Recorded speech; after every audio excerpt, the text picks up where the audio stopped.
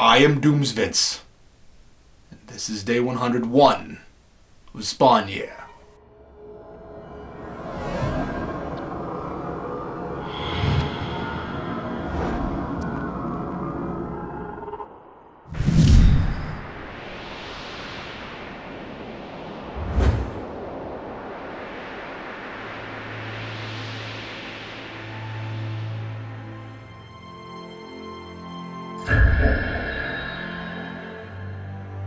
It's always a little awkward when Spawn suddenly becomes calm and collected and makes speeches that kind of make sense. Most of the time he's irritable and talks or sometimes even kills without thinking. His default mode is total irrationality. It usually takes children and serious injury to get him to a place of sanity, and when it happens here without either of those things, it seems out of character. Which I hate because, naturally, this should be closer to his default. Whenever Spawn does something extreme or morally ambiguous, I'm supposed to think the influence of hell is moving him in a darker direction. But that's been generally his status quo, so what am I supposed to take from his randomly deciding to be more level-headed? Maybe Al went out and saw the Spawn movie and it rubbed off on him a little. So we continue on, marching boldly forward into not much happens territory. Sam and Twitch are trying to devise a strategy to go find Cog again or, as Twitch would rather do, put together some sort of trap for Spawn. We get some gross humor about Sam sitting on the john and eating a sandwich at the same time, and other such potty jokes. Okay, I take back what I said yesterday. Maybe I don't want to spend more time with these two over Spawn after all. I'm glad I don't need to eat here or I'd have no appetite. It's weird that after all the worm eating and rotting corpses in Spawn's alley, this is what it takes to really gross me out. Why do we need this scene anyway? Why does sitting around trying to decide, not even plan the next move and commit to it, just trying to decide what their goals are, pass for story in this book?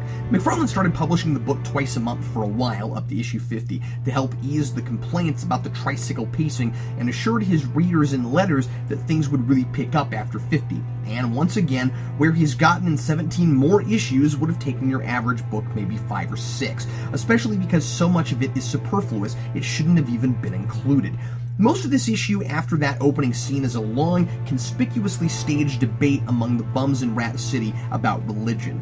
One of them is preaching getting saved by Jesus, that their sins on earth haven't condemned them in the hereafter, and there's hope and something to look forward to. And another argues with him, saying he hates all religion because he doesn't think a loving God will condemn anyone to eternal damnation just for not thinking like he does. In the commotion of their heated debate, Bobby drops a glass figurine given to him by his daughter years ago to give him hope when she told him he could always leave the alleys and have a life again, finally move on after he gave up on himself when his wife died.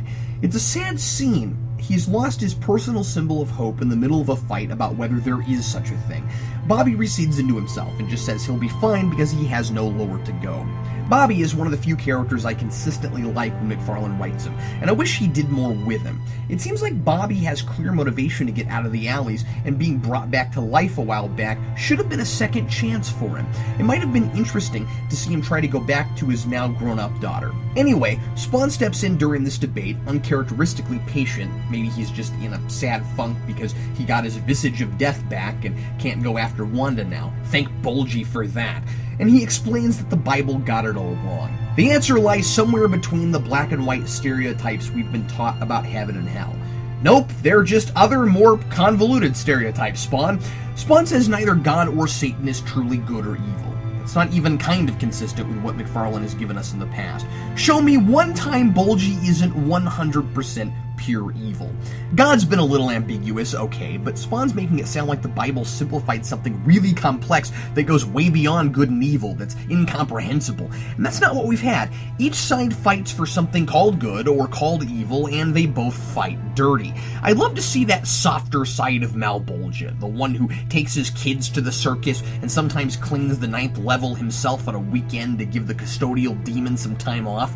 McFarlane has mostly avoided discussing real-world Christianity in this book, I think for fear of alienating anyone, and I'm glad he's finally addressing that the truths about God and his universe would shatter faiths if people found out about them. But he's still making up this mythology as he goes along, and so the writing seems a little juvenile to me, when this debate requires some thoughtfulness. I am glad, though, that the comic mentions free salvation over works righteousness, because 2 issues ago, we learned that sometimes it really doesn't matter how a person lived their life, they could still go either direction, but it also doesn't matter if they believe, it's just which side wants them more. I'm a little surprised that idea is already being picked up on. At the end, Spawn discovers that atheist Johnny is leading a gang to knock over a pawn shop and frame one of his religious peers, and Spawn calls him on his hypocrisy.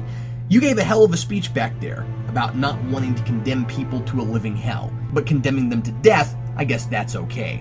See what I mean? Add a character. If the Spawn I'm used to reading had confronted this guy, the line would have sounded more like, I